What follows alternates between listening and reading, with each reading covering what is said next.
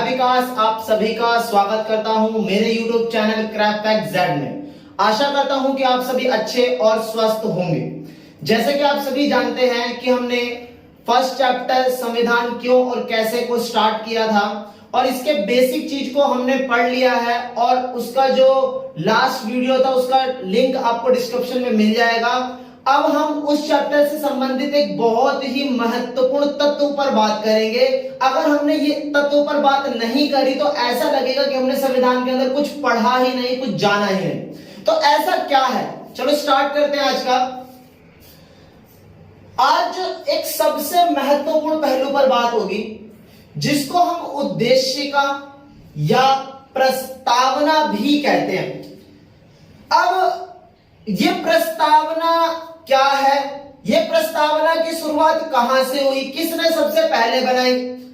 तो वर्ल्ड के अंदर सबसे पहले अमेरिका ने अपने संविधान के अंदर प्रस्तावना को लिखा। ये प्रस्तावना है क्या? प्रस्तावना क्या होता है? किसी भी संविधान का आईन होती है। आईन मतलब कि किसी भी संविधान का एक आईना, कि अगर आपको संविधान के बारे में समझना है, किसी के भी संविधान के बारे में समझना है तो आपको उसकी प्रस्तावना मस्ट बी कंपलसरी है कि आप उसकी प्रस्तावना पहले समझो। भारत ने भी और विश्व के अनेक देशों ने भी अमेरिका के ही तरह धीरे धीरे जैसे जैसे संविधान बनते चले गए विश्व के राष्ट्रों के, उन समस्त देशों ने अपने संविधान के अंदर भी प्रस्तावना को लिखना शुरू किया, जैसा कि भारत ने भी लिखा। अब भारत ने जो प्रस्तावना लिखी है उसको हमारे एक प्रख्यात न्यायविद और संवैधानिक विशेषज्ञ कौन, N.A. पालकीवाला ने प्रस्तावना को संविधान का परिचय पत्र कहा है। अर्थात अगर आपको संविधान को समझना है, संविधान को जानना है, तो आपको संविधान का परिचय समझना होगा, तभी आप आगे पूरे संविधान को समझ पाएंगे। अब अगर हम थोड़ा और आगे बढ़े तो हमारी जो प्रस्तावना है उस प्रस्तावना के अंदर काफी सारे तत्व हैं, काफी सारी बातें, और ये जो प्रस्तावना है इस प्रस्तावना को जवाहर लाल नेहरू के द्वारा एक प्रस्ताव बनाया गया था जिसे कहते हैं उद्देश्य प्रस्ताव। यह उद्देश्य प्रस्ताव जवाहरलाल नेहरू ने बनाया था और 13 दिसंबर 1946 को जब संविधान सभा में प्रदर्शित किया गया तो संविधान सभा के समस्त लोगों ने इसमें लिखी सारी बातों को स्वीकार कर लिया, और जब हमारा संविधान पूरा हो गया, बनकर तैयार हो गया, तो उसमें जब हमारी फाइनल प्रस्तावना को तय किया गया तो उद्देश्य प्रस्ताव के ही काफी सारे शब्दों को हमने संविधान की प्रस्तावना के अंदर लिख दिया। और समय के साथ साथ 1976 के अंदर 42वां संविधान संशोधन हुआ, और 42वां संविधान संशोधन के जरिए हमारी प्रस्तावना के अंदर समाजवाद, पंथ निरपेक्ष और अखंड जैसे शब्दों को जोड़ा गया। मतलब कि हमारी प्रस्तावना में समय के साथ बदलाव भी हुआ है और चीजें जुड़ी भी हैं। अब अगर हम प्रस्तावना के कुछ मूल तत्वों को देखें, हम प्रस्तावना को भी पढ़ेंगे, एक एक शब्द पर बहुत अच्छे से जिक्र करेंगे, बहुत अच्छे से समझेंगे, पर पहले हम समझते हैं कि प्रस्तावना के मूल तत्व क्या हैं। तो प्रस्तावना के मूल तत्व क्या है? प्रस्तावना के तत्व, तो पहला क्या है? संविधान के अधिकारों का स्रोत।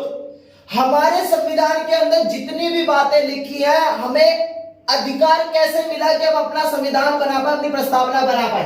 तो क्या लिखा है? प्रस्तावना कहती है कि संविधान भारत के लोगों से शक्ति अधिग्रहित करता है। हमारी प्रस्तावना पूर्णतः ये साफ कर देती है कि हमारा जो संविधान है वो भारत के लोगों के द्वारा ही निर्मित है, भारत के लोगों की शक्ति के द्वारा ही बनाया गया, किसी भी विदेशी ताकतों के द्वारा बनाया नहीं गया। दूसरा तत्व क्या है? भारत की प्रकृति। भारत की प्रकृति कैसे होगी? भारत दिखेगा कैसे, होगा कैसे? तो यह घोषणा करता है कि भारत एक संप्रभु मतलब अपना स्वयं का प्रभु, इस पर भी हम पूर्णतः जिक्र करेंगे जब हम पूरी प्रस्तावना देखेंगे। समाजवाद जिसको जोड़ा गया था, इस पर भी जिक्र करेंगे। पंथ निरपेक्षता जिसको धर्मनिरपेक्षता कहते हैं, इस पर भी जिक्र करेंगे। लोकतांत्रिक व गणतांत्रिक राज्य व्यवस्था वाला होगा, मतलब हमारे जो भारत की प्रकृति होगी, हमारे जो भारत है वो दिखेगा कैसा, होगा कैसा। तो इन सारे तत्वों को हमारी प्रस्तावना के तत्वों में ही शामिल किया गया। इसके बाद तीसरा तत्व क्या है, संविधान का उद्देश्य। हमारी प्रस्तावना के अंदर ही संविधान के उद्देश्य को भी वर्णित किया गया कि इसके अनुसार न्याय, स्वतंत्रता, समानता व बंधुत्व संविधान के उद्देश्य होंगे। मतलब हमारी प्रस्तावना के अंदर इस बात का तत्वों को पहले ही वर्णित कर दिया गया कि हमारा जो संविधान है उसका उद्देश्य क्या होगा, न्याय होगा, स्वतंत्रता होगा, समानता होगा, बंधुत्व होगा, और इन चीजों को स्थापित करना ही होगा किसी भी कीमत पर। आखिरी तत्व क्या है, संविधान लागू होने की तिथि। संविधान लागू होने की तिथि कब थी, यह 26 नवंबर 1949 की तिथि को उल्लेखित करती है। अब यहां पर एक प्रश्न आप पूछ सकते हो कि सर हमारा जो संविधान है वो तो 26 जनवरी 1950 में लागू हुआ, आप तो कह रहे हो कि 26 नवंबर 1949 को लागू हुआ। तो आप कमेंट सेक्शन में बताइए कि क्या पूर्ण संविधान 26 जनवरी 1950 को लागू हुआ या इससे पहले भी कुछ प्रावधान 26 नवंबर 1949 में लागू हो चुके थे। तो आप सभी कमेंट सेक्शन में इसका उत्तर देना, और उसके बाद हम भी इसको वेरीफाई करेंगे कि किसका उत्तर सही है और किसका उत्तर सही नहीं है, फिर हम भी आपको बताने का प्रयास करेंगे। इसके बाद हम एक बार प्रस्तावना को पढ़ लेते हैं। प्रस्तावना को पढ़ने के बाद इसमें जितने भी शब्दों पर जिक्र हुआ है उसको एक एक करके क्या करेंगे, स्टडी करेंगे। ध्यान से पढ़ना, ध्यान से देखने की कोशिश करना। हम भारत के लोग भारत को एक संपूर्ण प्रभुत्व संपन्न लोकतंत्रात्मक गणराज्य बनाने के लिए उसके समस्त नागरिकों को सामाजिक, आर्थिक, राजनीतिक न्याय और अभिव्यक्ति, विश्वास, धर्म, उपासना की स्वतंत्रता, प्रतिष्ठा और अवसर की समता प्राप्त करने के लिए तथा उन सब में व्यक्ति की गरिमा और राष्ट्र की एकता सुनिश्चित करने वाली, बंधुता बढ़ाने वाली दृढ़ संकल्प होकर अपनी इस संविधान सभा में आज तारीख 26 नवंबर 1949 ईस्वी मिति मार्ग शीर्ष शुक्ल सप्तमी संवत 2006 विक्रमी, ये जो हमारा हिंदी कैलेंडर के अनुसार टाइम होता है वो है, को एतद द्वारा इस संविधान को अंगीकृत, अधिनियमित और आत्मर्पित करता है। इस तरीके से हमने पूरी प्रस्तावना को पढ़ा। इसके बाद अब हम क्या करेंगे, प्रस्तावना के अंदर जो एक एक शब्द है उसका जिक्र करेंगे और लिखकर उसको समझने की कोशिश करेंगे। तो अब हम इसको समझने का प्रयास करते हैं, ठीक है। तो अब हम प्रस्तावना को देखते हैं, और प्रस्तावना के अंदर एक मैं आपसे फैक्ट पूछता हूं, पूरी प्रस्तावना के अंदर कितनी बार भारत का प्रयोग हुआ है। तो देखो, पूरी प्रस्तावना में केवल 2 ही बार भारत शब्द का प्रयोग हुआ है। हम भारत के लोग भारत को बस, इसके बाद कहीं भी भारत शब्द का प्रयोग नहीं किया। तो पूरी प्रस्तावना के अंदर केवल कितनी बार भारत का प्रयोग किया गया है, केवल 2 ही बार प्रयोग किया गया। इसके बाद पहली ही लाइन क्या है, हम भारत के लोग। पहला क्या है, हम भारत के लोग। अब ये जो लाइन है हम भारत के लोग, हमने कहां से ली, ये जो लाइन है हम भारत के लोग, हमने इसे अमेरिकी संविधान से लिया है। ये हमने कहां से लिया है, हम भारत के लोग, ये हमने अमेरिका के संविधान से लिया। पर जब इस लाइन को हमने अपने संविधान के अंदर लिखा तो उसका अर्थ क्या निकला, तो उसका अर्थ क्या है, देखो, हम भारत के लोग, महत्वपूर्ण यह है कि हम लोगों की बात कर रहे हैं, मतलब यहां पे भारत की जनता की बात हो रही है, विदेशी किसी भी व्यक्ति की बात नहीं हो रही। हम भारत के लोग मतलब हम मतलब यहां भारत की जनता है, क्लियर। तो हम भारत के लोगों में महत्वपूर्ण, ये हम लोगों की बात कर रहे हैं। और कौन से लोग? हमारे लोग, भारतीय लोग। संविधान लिखने वाली संविधान सभा अपने आप को प्रतिनिधि मूलक मान रही है। प्रतिनिधि मूलक मानने का अर्थ क्या है? प्रतिनिधि मूलक मानने का अर्थ क्या है कि संविधान सभा को ऐसा कहना था कि हमारी जो संविधान सभा बैठी हुई है, ऐसा नहीं है कि उसको जनता का कोई समर्थन नहीं है। उन्होंने इसके अंदर साफ ये दर्ज किया कि यह जो संविधान सभा बैठी है वो देश के हर एक नागरिक के समर्थन के जरिए यहां पर बैठी है। किसी तानाशाही के जरिए नहीं बैठी, किसी दबदबे के जरिए नहीं देखी, जबरदस्ती बैठी हुई नहीं है। हमारी जो संविधान सभा वो क्या? प्रतिनिधि मूलक है। कैसी सभा है? प्रतिनिधि मूलक है। अर्थात जनता ने स्वीकार किया है कि हमारी जो संविधान सभा है हमने ही भेजी है, प्रतिनिधि मूलक मान रही है। और आज हम इसको अंगीकृत, अधिनियमित और आत्म अर्पित करते हैं। कहने का मतलब संविधान सभा के द्वारा जो संविधान बनाया गया, और ये कहा गया कि ये सिर्फ संविधान सभा नहीं बना रही, पूरा देश बना रहा है। पूरे देश के लोगों ने संविधान सभा के अंदर लोगों को भेजा और उनके द्वारा बनाए गए संविधान को ही आज हम अंगीकृत कर रहे हैं, अधिनियमित कर रहे हैं और आत्मर्पित करते तक अपने ऊपर लागू। तो हमने भी बात करी कि हमारी जो संविधान सभा है प्रतिनिधि मूलक है। प्रतिनिधि मूलक मतलब जनता के द्वारा भेजी गई सभा है, ऐसा नहीं है कोई जबरदस्ती बैठा हो। इसीलिए संविधान में लिखी सारी बात अंगीकृत, अधिनियमित और आत्मर्पित होगी। किसके ऊपर? किसके ऊपर? हम भारत के लोगों के ऊपर। अर्थात संविधान सभा में बैठा हुआ जो भी सदस्य जो भी बना रहा है वो अपने लिए नहीं बना रहा है, वो समस्त भारत के लोगों के लिए बना रहा है। और समस्त भारत के लोग अपने आप ही उसको अपने ऊपर आत्म अर्पित मानेंगे, अधिनियमित मानेंगे और अंगीकृत मानेंगे। आगे, हम भारत के लोग अर्थात हमारे देश की मुख्य ताकत का स्रोत देश की जनता है। कहने का मतलब हमारे देश की जो ताकत है वो क्या है? जनता है। अतः संविधान सभा में बैठे हुए लोगों को इसी बात से ताकत मिल रही थी कि वे लोग सिर्फ अपना काम करने के लिए वहां नहीं बैठे, वे लोग देश की जनता के संपूर्ण भविष्य को, समस्त महत्वाकांक्षाओं को पूरा करने के लिए वहां बैठे हैं। और इसीलिए संविधान सभा में बैठा हुआ समस्त सदस्य पूर्ण राष्ट्र की भावना के साथ कार्य करता है। और संविधान लिखते समय यह लिखित में है कि इस देश में सारी ताकत यहां की जनता में। अर्थात इसका अर्थ यह निकल कर आता है कि देश के अंदर जब हम अपनी प्रस्तावना के अंदर हम भारत के लोगों का इस्तेमाल कर रहे हैं तो यहाँ पे समस्त भारत की जनता की बात हो रही है। जो संविधान सभा में बैठे हुए समस्त जो लोग हैं वे लोग भी समस्त देश की जनता की बात कर रहे हैं। और उनके द्वारा बनाया गया कोई भी जो नियम होगा, कोई भी जो प्रावधान होगा वो हमारी भारत के समस्त लोगों पर लागू होगी। और पूरे भारत को, पूरी भारत की संविधान सभा को किससे ताकत मिल रही है? हम भारत के लोगों से ताकत मिल रही है। इस तरीके से हम ये समझ सकते हैं कि यहाँ जो शब्द लिया गया हम भारत के लोग, भले ही हमने अमेरिका से लिया हो, परंतु जो भावना है वो राष्ट्र की भावना है और समस्त जो तत्व है भारत की जनता के अंदर शामिल है। इस तरीके से हमने इस कथन हम भारत के लोग को समझा। अब हम प्रस्तावना के अंदर जो अन्य जो शब्द आते हैं उनको भी समझने की कोशिश करेंगे। अभी हमने समझा कि हम भारत के लोगों का अर्थ क्या है। अब हम प्रस्तावना के अंदर एक दूसरा शब्द समझेंगे जिसे कहते हैं संप्रभुता। जबकि यहां पे आप देख रहे होंगे यहां लिखा है संपूर्ण प्रभुत्व संपन्न। तो अगर आप संपूर्ण प्रभुत्व संपन्न कहो चाहे आप संप्रभुता कहो, दोनों का अर्थ एक ही है।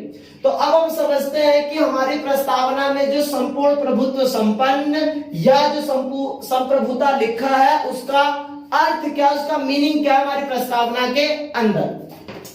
तो क्या है? संप्रभुता शब्द का आशय है कि भारत ना तो किसी अन्य देश पर निर्भर है। संप्रभुता, इसको अगर तोड़कर आप पढ़ोगे तो सम मतलब होता है स्वयं, प्रभुता मतलब होता है अपना प्रभु। मतलब हमारा जो राष्ट्र है वो खुद का प्रभु होगा। अब हम किसी भी दूसरे राष्ट्र पर निर्भर नहीं होंगे।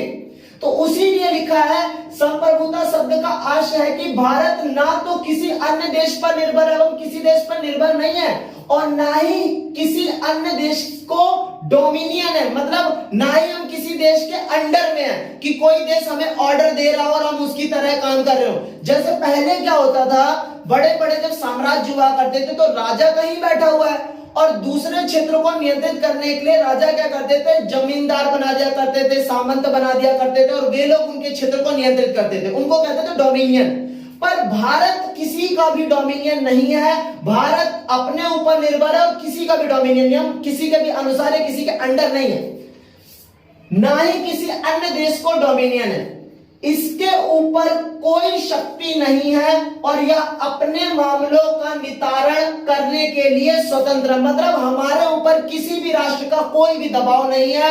हमारे देश के लोग अपनी इच्छा से, अपने अनुसार, अपनी नीतियों के अनुसार किसी भी मामले का नितारण करेंगे, किसी भी मामले को सुलझाने की कोशिश करेंगे, किसी दूसरे राष्ट्र के दबाव में आके या किसी दूसरे राष्ट्र की नीतियों का पालन नहीं करेंगे। हम अगर किसी नीति का पालन करते हैं तो वो भारत के लोगों के द्वारा निर्मित होगी, भारत के लोगों द्वारा आत्मर्पित होगी। किसी दूसरे राष्ट्र के द्वारा बताई गई नीति हम बस सुन सकते हैं, समझ सकते हैं, पर जब उसको इंप्लीमेंट करने की बात आएगी तो भारत के लोग स्वयं करेंगे, ना कि कोई दूसरा राष्ट्र हमें कह रहा है कि जाओ चाइना को मार दो तो हम मारने लगते हैं। ऐसा कुछ नहीं है। भारत अपनी नीतियों का प्रयोग, अपनी नीतियों का जो यूज है वो खुद करेगा, किसी दूसरे राष्ट्र के द्वारा बताने पर नहीं करेगा। फिर एक संप्रभु राज्य होने के नाते, भारत एक संप्रभु राज्य है, तो संप्रभु राज्य होने के नाते भारत किसी विदेशी सीमा अधिग्रहण, मतलब भारत किसी दूसरी सीमाओं को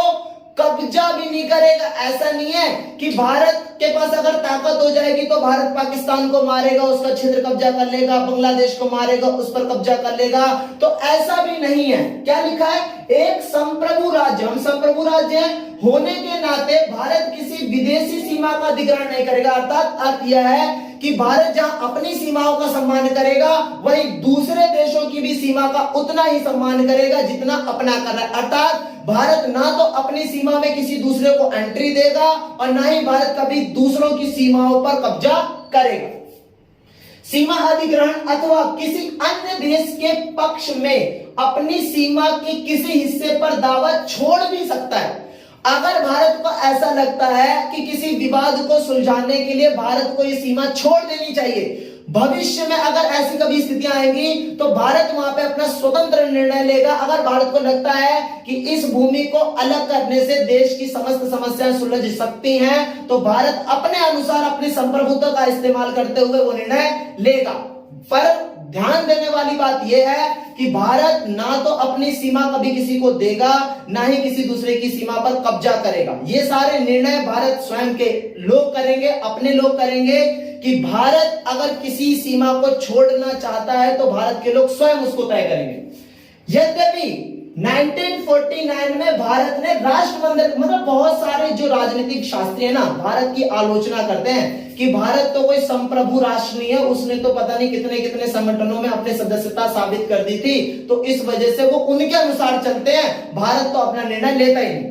तो ये बात आई कि यद्यपि 1949 में भारत ने राष्ट्रमंडल की सदस्यता स्वीकार करते हुए ब्रिटेन को इसका प्रमुख माना। हुआ यह था कि कॉमनवेल्थ स्टेट्स थे, तो कॉमनवेल्थ स्टेट जो ब्रिटेन के साथ आजाद हुए थे, मतलब ब्रिटेन से अलग आजाद हुए थे, तो बहुत सारे राष्ट्र ये मानते थे कि ब्रिटेन के साथ ही अभी भी हमें कुछ संबंध बना के रखने चाहिए ताकि हमें आगे की जो समस्या है उसको सुलझाया जा सके। तो जब भारत ने ब्रिटेन के राष्ट्रमंडल की सदस्यता को स्वीकार किया तो उसे संवैधानिक तौर पर नहीं रखा। भारत ने ब्रिटेन को अपना प्रमुख तो माना, पर यह मानते हुए कि हम अपना निर्णय ले रहे हैं, ब्रिटेन के कहने पर नहीं कि आओ भारत अब आप आजाद हो गए तो दोबारा से हमारे राष्ट्रमंडल में आ जाओ। नहीं, भारत ने यह निर्णय स्वयं लिया है, अपने आप ले लिया है, अपनी संप्रभुता के हिसाब से लिया है। भारत चाहे तो कभी भी ब्रिटेन के राष्ट्रमंडल की सदस्यता छोड़ सकता है। तो जो लोग इसकी आलोचना करते हैं कि भारत को ब्रिटेन चला रहा है, राष्ट्रमंडल चला रहा है, ये गलत है। भारत ने अपनी संप्रभुता का इस्तेमाल करते हुए राष्ट्रमंडल की सदस्यता को उस समय लिया था। प्रस्तावना के अंदर भी यह वर्णित है और हमारे संवैधानिक तौर पर यह बात है कि राष्ट्रमंडल की सदस्यता संविधान के तौर पर दर्ज नहीं है, इसका प्रमुख माना है। तथापि संविधान से अलग यह घोषणा किसी भी तरह से भारतीय संप्रभुता को प्रभावित नहीं करती। संविधान से अलग है ये घोषणा कि हम राष्ट्रमंडल में जा रहे हैं, और ये जो सदस्यता है भारत की संप्रभुता को बिल्कुल भी कोई भी नुकसान नहीं पहुंचाती। अगर नुकसान पहुंचाएगी तो भारत तत्काल अपना निर्णय स्वयं लेगा और राष्ट्रमंडल की सदस्यता को चाहे तो निरंतर चलाए रखेगा और चाहे तो क्या कर देगा, उसको क्विट कर देगा, बाहर आ जाएगा। इसी के साथ साथ एक आलोचना यह भी होती है, इसी प्रकार भारत की यूएनओ में सदस्यता उसकी संप्रभुता को किसी मायने में सीमित नहीं करती। भारत ने यूएनओ के अंदर की सदस्यता 1945 में ले ली थी, तो बहुत सारे राजनीतिक शास्त्री ये कहने लग गए कि भारत तो यूएनओ के अनुसार चल रहा है, भारत तो यूएनओ के अंडर आ गया। तो भारत ने जब अपना संविधान बनाया तो उसमें संप्रभुता शब्द के अंदर ये बात पूर्णता सही और सीमित कर दी कि हमारा जो भारत है वो संप्रभु भारत है, ना ही वो राष्ट्रमंडलों के अनुसार चल रहा है, ना ही वो यूएनओ के अनुसार चल रहा है। भारत एक संप्रभु राष्ट्र है और अपना निर्णय स्वयं ले रहा है, और ना ही अपनी सीमाओं को किसी दूसरों को देगा और ना ही किसी दूसरों की सीमाओं पर कब्जा करेगा। बट अगर कभी भी हमारे देश की सीमा को छोड़ने का निर्णय आएगा तो वो भी हम खुद करेंगे, ना कि किसी दूसरे देश के दबाव। इस तरीके से हमने संविधान की प्रस्तावना में जो दूसरा शब्द था संप्रभुता, उसको ब्रीफली समझा। अब हम इसके बाद जो अगला शब्द है उसको देखेंगे कि संप्रभुता के बाद लोकतंत्रात्मक गणराज्य जो शब्द है उसका पूरा करने की कोशिश करेंगे। तो बहुत अच्छे से समझा हमने, अब हम आगे बढ़ते हैं। अभी हमने प्रस्तावना के अंदर दो तीन चीजों को समझा। हम भारत के लोक को हमने समझ लिया, फिर दूसरा संपूर्ण प्रभुत्व संपन्न, जिसे हम संप्रभुता के रूप में पढ़ रहे थे। अब प्रस्तावना के अंदर हम एक और शब्द को समझते हैं, और यह शब्द पहले नहीं लिखा गया था। कहने का मतलब जब हमारी प्रस्तावना संविधान लागू होने के साथ सामने तब नहीं था। इस शब्द को हमने वर्ष 1976 के 42वें संविधान संशोधन को अमेंडमेंट कहते हैं। मतलब हमारे संविधान के अंदर तो 42वां संविधान संशोधन हुआ था, और उस समय हमारे संविधान के अंदर, संविधान की प्रस्तावना के अंदर समाजवादी शब्द को जोड़ा गया, समाजवाद शब्द को जोड़ा गया। अब ये जो समाजवाद एक विचारधारा है, कोई शब्द या कोई तत्व नहीं है, ये एक विचारधारा है। और समाजवाद के जो मूल माने जाते हैं वो माने जाते हैं कार्ल मार्क्स। फिर बाद में इस समाजवाद को सोवियत संघ ने लीड किया, आगे बढ़ाया, और आज के समय में समाजवाद को चाइना आगे बढ़ा रहा है। पर हम ये समझेंगे कि भारतीय संविधान की प्रस्तावना के अंदर समाजवाद किस अर्थ में है। वर्ष 1976 को 42वें संविधान संशोधन से पहले भी भारत के संविधान में नीति निर्देशक सिद्धांतों के रूप में समाजवादी लक्षण मौजूद थे। अर्थात ऐसा नहीं था कि समाजवादी जो शब्द है वो 1976 में ही हमारे संविधान के अंदर दिखाई दिया हो या फिर उसकी अवस्था दिखाई दी हो। हमारे संविधान के नीति निर्देशक तत्वों के अंदर काफी सारे ऐसे प्रावधान थे जो अनुच्छेद 36 से लेकर अनुच्छेद 51 तक लिखे गए हैं। उसमें काफी सारे अनुच्छेद ऐसे लिखे गए हैं जिसका झुकाव समाजवाद की तरफ दिखाई देता है। इसीलिए हम कह रहे हैं कि समाजवादी तत्वों का उल्लेख 1976 के बाद नहीं, उससे पहले भी हुआ था, पर उसको एक प्रमुख शब्द के रूप में समाजवादी विचारधारा के तौर पर जोड़ा नहीं था। मैं आपको इसके पीछे एक छोटा सा इंसिडेंस बताता हूं कि क्यों नहीं जोड़ा था। क्योंकि पूरे विश्व के अंदर विश्व युद्ध, शीत युद्ध जैसी अवस्था चल रही थी, और शीत युद्ध की वजह से यूएसएसआर और यूएसए आपस में लड़ रहे थे विचारधाराओं, और यूएसए की विचारधारा पूंजीवादी और यूएसएसआर की विचारधारा समाजवादी। तो भारत नहीं चाहता था कि वो किसी विचारधारा की तरफ जाए, इसीलिए भारत ने अपने नियम कानूनों के अंदर तो समाजवाद का प्रभाव रखा, पर अपनी समाजवादी जो विचारधारा थी उसको प्रस्तावना के तौर पर वर्णित नहीं किया। फिर आगे कांग्रेस ने समाजवादी स्वरूप को स्थापित करने के लिए 1955 में अवार्डी सत्र बुलाया, मतलब एक सेशन बुलाया ताकि ये क्लियर किया जा सके कि हम अपने संविधान की प्रस्तावना के अंदर किसी विचारधारा को लिखे या ना लिखे। उस समय भी बहस तो हुई कि हमें लिख देना चाहिए, परंतु लिखा गया नहीं। प्रस्ताव पारित कर उसके अनुसार कार्य किया। फिर भारतीय समाजवाद और यूएसएसआर का समाजवाद, चाइना का समाजवाद बहुत अलग है। वहां समाजवाद को पूर्ण राष्ट्रीयकरण का दर्जा दिया जाता है। वहां पे उत्पादन और उपभोग सारे जो संसाधन होते हैं वो राज्य व सरकारों के हाथ में होते हैं। पर भारत का जो समाजवाद है वो लोकतांत्रिक समाजवाद है। हमारी जो सरकारें होंगी उनके हाथ में संसाधन तो होंगे, पर उन संसाधनों को प्रयोग करने का अधिकार जनता के माध्यम से प्राप्त होगा, न कि दूसरे देशों में स्थापित जो समाजवाद है वे अपने समाजवादी ताकत का प्रयोग तानाशाही के तौर पर कर लेते हैं। पर भारत में जो समाजवाद है वो लोकतांत्रिक समाजवाद है। देख सकते हो आप कि भारतीय समाजवाद लोकतांत्रिक समाजवाद है, ना कि साम्यवादी समाजवाद। मतलब हमने यूएसएसआर वाला ना ही चाइना वाला समाजवाद नहीं लिया है, हमने एक लोकतांत्रिक समाजवाद लिया जिसमें विचारधारा तो समाजवादी होगी पर उसमें मूल्य कौन सा होगा, लोकतांत्रिक मूल्य होगा। तो साम्यवादी समाजवाद नहीं है हमारा। साम्यवादी समाजवाद में क्या होता है, जिसमें उत्पादन और वितरण के सभी साधनों का राष्ट्रीयकरण और निजी संपत्ति का उन्मूलन शामिल है। मतलब अगर हमारे देश में भी समाजवादी या साम्यवादी समाजवाद होता तो हमारे देश के सारे संसाधन सरकार के हाथ में होते और साथ ही साथ देश की जो सारी संपत्ति निजी संपत्ति होती उसका भी अधिकार सरकार के हाथ में होता। हम अपने हाथ में निजी संपत्ति रख ही नहीं सकते थे। इसीलिए हमने साम्यवादी समाजवाद का प्रयोग न करके लोकतांत्रिक समाजवाद का प्रयोग किया है। लोकतांत्रिक समाजवाद कैसा होता है, मिश्रित अर्थव्यवस्था पर आस्था रखता है, जिसमें काफी सारे तत्व साम्यवादी भी दिखाई देंगे और काफी सारे तत्व आपको पूंजीवादी भी दिखाई देंगे। पूंजीवादी भी दिखाई देंगे। अर्थव्यवस्था पर आस्था रखता है जहां निजी व सार्वजनिक क्षेत्र साथ साथ मौजूद है और साथ साथ मिलकर काम करते हैं। अर्थात इससे अर्थ यह निकलता है कि भारतीय जो समाजवाद है उसके अंदर निजी क्षेत्र भी अपने इच्छा से कार्य कर सकते हैं और सार्वजनिक क्षेत्र जो सरकार के हाथ में होते हैं, पब्लिक सेक्टर जो होते हैं, वो भी जनता की इच्छा के अनुसार कार्य करती है, अपनी मन मर्जी से तानाशाही नहीं कर सकती। साथ साथ मौजूद रहे हैं, जैसा कि सर्वोच्च न्यायालय ने भी साफ किया है कि जैसे कि सर्वोच्च न्यायालय कहता है कि लोकतांत्रिक समाजवाद का उद्देश्य होगा क्या, कि भाई हम जनता जिसको सरकार के तौर पर बैठा रहे हैं, जब वे समाजवादी मूल्य पर काम करेगी तो उनका उद्देश्य क्या होना चाहिए कि गरीबी को सुधारा जाए, उपेक्षित जो लोग हैं जिनको समाज में दरकिनार कर दिया गया उनकी समानता को बरकरार किया जाए। बीमारी, अगर किसी समाज के अंदर बहुत ज्यादा बीमारी बढ़ रही है तो सरकार उसको खत्म करवाने के लिए कोई ना कोई योजना लेकर आए। और अवसर की जो असमानता समाज के अंदर फैली हुई है कि ऊंचे लोगों को तो सब कुछ करने का मौका मिल रहा है पर गरीब गरीब ही है और जो अनपढ़ लोग हैं वो अनपढ़ है, तो उनको भी अवसर के साधन मुहैया करवाए।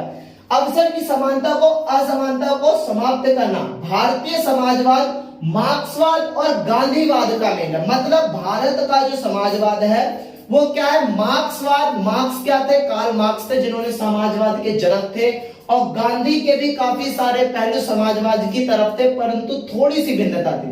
इसीलिए जब भारत ने समाजवाद की राह तय करी तो भारत ने कार्ल मार्क्स की विचारधारा का भी और गांधीवाद की विचारधारा का भी मेल किया और उसके बाद एक नई समाजवादी विचारधारा को सामने रखा और 1976 में जाके पूर्णतः हमने अपने संविधान के प्रस्तावना के अंदर ही 42वां संविधान संशोधन करके समाजवादी रूप वर्णित कर दिया।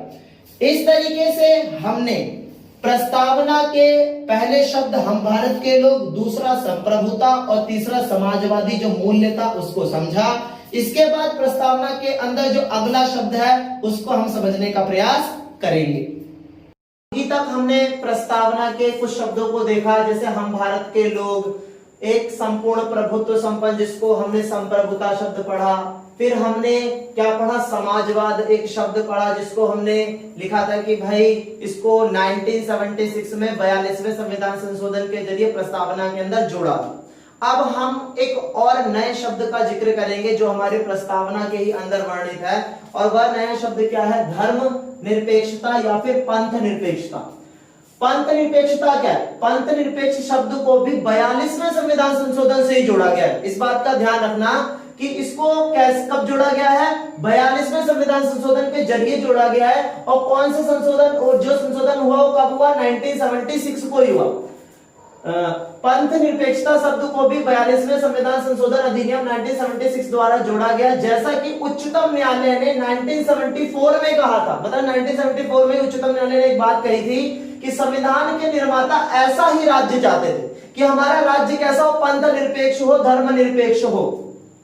ऐसा ही राज्य स्थापित करना चाहते थे। इसने संविधान में अनुच्छेद 25 से 28 तक जो हमारे मौलिक अधिकार मिले हैं वो भी हमारे मौलिक अधिकार के तौर पे रखे गए, ताकि हर एक व्यक्ति किसी भी धर्म को मान सके, उपासना कर सके, पूजा पाठ कर सके और सब कुछ कर सके।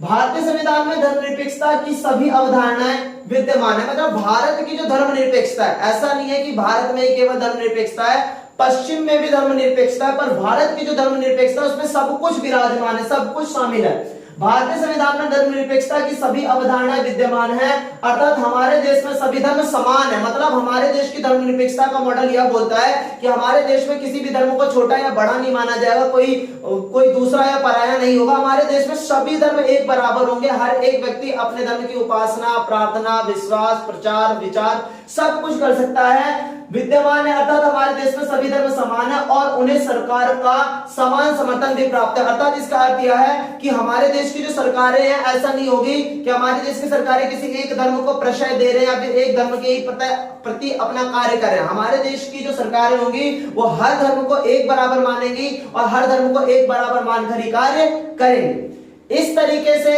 हमने एक और नया शब्द को समझा जो क्या है, पंथ निरपेक्षता। अब हम संविधान की प्रस्तावना के अंदर वर्णित जो अगले शब्द हैं उसकी तरफ ध्यान देंगे और आगे बढ़ने का प्रयास करेंगे।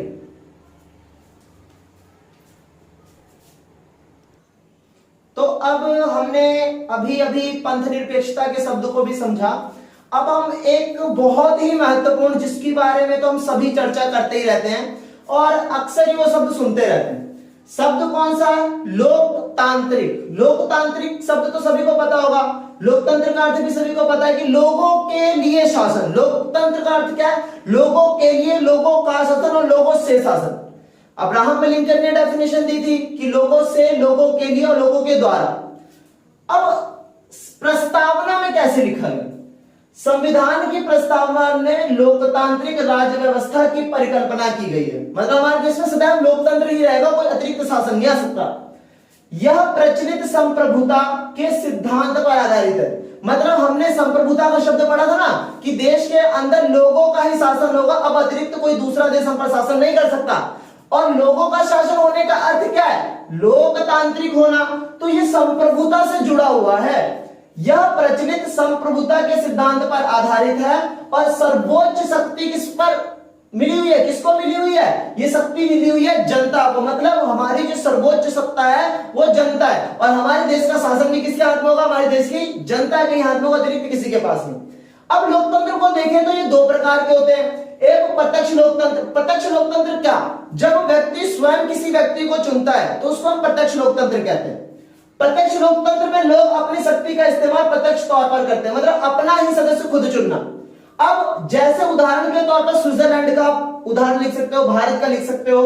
जो प्रत्यक्ष लोकतंत्र होता है उसके चार तरीके, आप चार रूप देख सकते हो, परिप्रेक्ष्य, पहल, प्रत्यावर्तन या प्रत्याशी को वापस बुलाना या जनमत संग्रह। इस तरीके से हम प्रत्यक्ष लोकतंत्र को किसी के सामने प्रदर्शित कर सकते हैं। विश्व में अलग अलग तरीकों से उपयोग किया जाता है।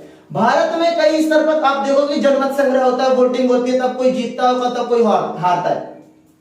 अप्रत्यक्ष लोकतंत्र क्या होता है, अप्रत्यक्ष लोकतंत्र का अर्थ है कि मैं सीधे तौर पर किसी का चयन नहीं कर रहा, मैं जिसका चयन कर रहा हूं वो व्यक्ति किसी और का चयन कर रहा है और वो व्यक्ति बैठकर क्या कर रहा है, शासन कर रहा है, नियम बना रहा है, कानून बना रहा है। तो इस तरीकों को हम अप्रत्यक्ष लोकतंत्र कहते हैं। कैसे, अप्रत्यक्ष लोकतंत्र में लोगों द्वारा चुने गए प्रतिनिधि सर्वोच्च शक्ति का इस्तेमाल करते हैं। मतलब हमारे द्वारा चुने हुए प्रतिनिधि दूसरे को चयन करते हैं और वो व्यक्ति बैठकर सर्वोच्च शक्ति का इस्तेमाल करता है और सरकार चलाता है। सरकार चलाते हुए कानून का निर्माण करता है, प्रशासन चलाता है और अपनी जो नीतियां हैं वो संसद के समक्ष प्रस्तुत करता है। इस प्रकार के लोकतंत्र को प्रतिनिधि लोकतंत्र कहते हैं। प्रत्यक्ष नहीं, प्रतिनिधि, कि मैंने किसी को भेजा और उसने किसी और को भेज दिया, तो इसको कहते हैं प्रतिनिधि लोकतंत्र।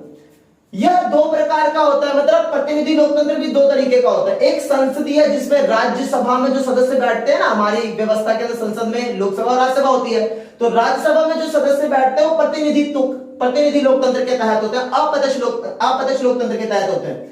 दूसरा राष्ट्रपति। राष्ट्रपति कैसे चुना जाता है? हम तो चुनते नहीं है राष्ट्रपति। राष्ट्रपति को तो हमारे चुने हुए सदस्यों के द्वारा चुना जाता है। तो ये भी कैसे चुनाव होता है? अप्रत्यक्ष होता है। अब दोनों हम समझ चुके हैं। वयस्क मताधिकार लोकतंत्र का प्रतीक है। सामूहिक चुनाव, सभी का एक समान चुनाव लोकतंत्र का प्रतीक है।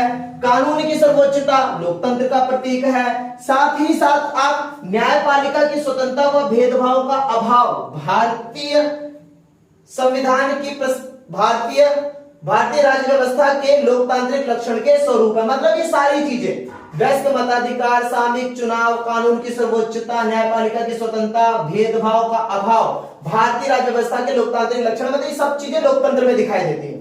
संविधान की प्रस्तावना में लोकतांत्रिक शब्द का उपयोग बृहत्तर रूप से किया गया। मतलब आपको बहुत बार लोकतंत्र जैसे शब्द का इस्तेमाल मिलेगा। बृहत्तर रूप से किया गया है, जिसमें न केवल राजनीतिक लोकतंत्र बल्कि सामाजिक और आर्थिक लोकतंत्र को भी शामिल किया गया। मतलब कहने का अर्थ यहाँ पर यह है कि जब हम लोकतंत्र की बात कर रहे हैं तो हमारे देश में सिर्फ लोकतंत्र राजनीतिक तौर पर स्थापित तो है ही है, पर हम सामाजिक और आर्थिक लोकतंत्र की भी बात करते हैं। इस तरीके से हमने लोकतंत्र को पूर्ण तरीके से समझा, जिसमें हमने प्रत्यक्ष लोकतंत्र भी समझा, अप्रत्यक्ष लोकतंत्र भी समझा, और हमने प्रस्तावना के काफी सारे शब्दों को समझा। अब लोकतांत्रिक जो मूल्य है हमने कर लिया। इसके बाद जो प्रस्तावना के अंदर अगला जो शब्द है, अब हम उसको देखने का प्रयास करते हैं। प्रस्तावना में जो लोकतांत्रिक हमारा चरित्र है उसके बारे में अंबेडकर ने भी कुछ बयां किया है। देखते हैं क्या बयां किया है। अंबेडकर ने कहा 25 नवंबर 1949 को संविधान सभा में दिए गए अपने समापन भाषण में, क्योंकि हमें पता है कि 26 नवंबर 1949 को तो हमारा संविधान बनकर क्या हो गया था, पूरा हो गया था। तो लास्ट जो दिन था उससे एक दिन पहले क्या किया था, उन्होंने एक भाषण दिया, उसमें कुछ लाइनें बोली थी लोकतंत्र के लिए। राजनीतिक लोकतंत्र तब तक स्थायी नहीं बन सकता जब तक कि उसके मूल में सामाजिक लोकतंत्र ना हो।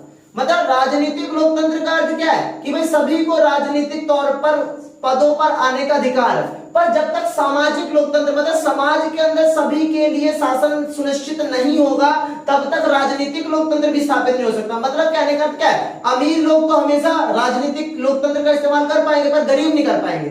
तो इसका यही कह रहे हैं कि समाज में लोकतंत्र होना चाहिए, सामाजिक लोकतंत्र स्थापित होना चाहिए राजनीतिक लोकतंत्र के लिए। अर्थात इससे आप समझ सकते हो कि हमारे देश के अंदर लोकतंत्र की भावना कितनी ज्यादा बड़ी थी और कितनी ज्यादा विद्यमान भी थी। तो हम गणतंत्र के बारे में बोले थे कि संविधान की प्रस्तावना में गणतंत्र का अर्थ यह है कि भारत का प्रमुख, मतलब हमारे देश का प्रमुख अर्थात कौन है, राष्ट्रपति।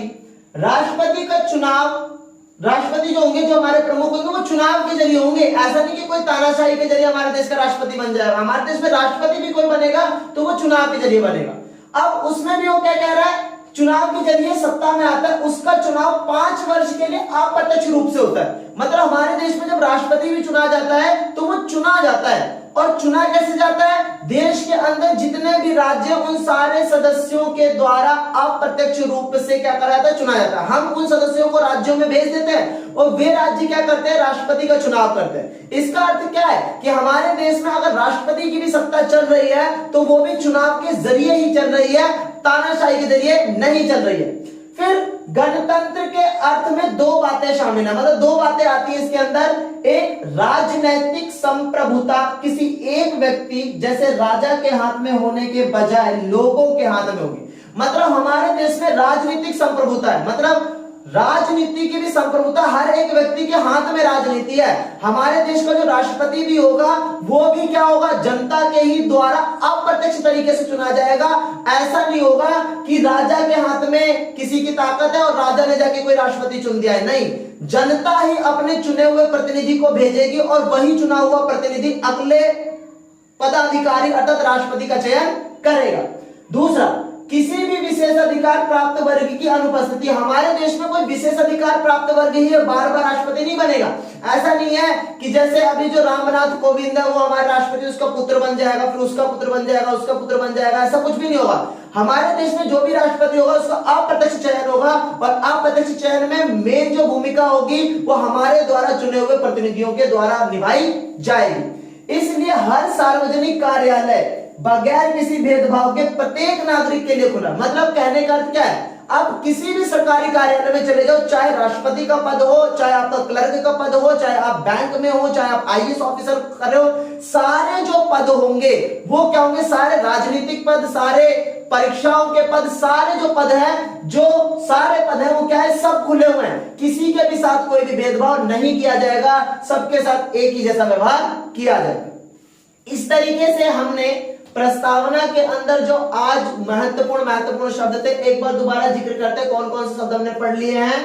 हम भारत के लोग हमने समझ लिया है, संपूर्ण प्रभुत्व संपन्न समझ लिया है, लोकतंत्रात्मक समझ लिया है, गणराज्य समझ लिया है, पंथ निरपेक्षता समझ लिया है, समाजवाद समझ लिया है, गणराज्य समझ लिया है और गणतंत्र भी समझ लिया है।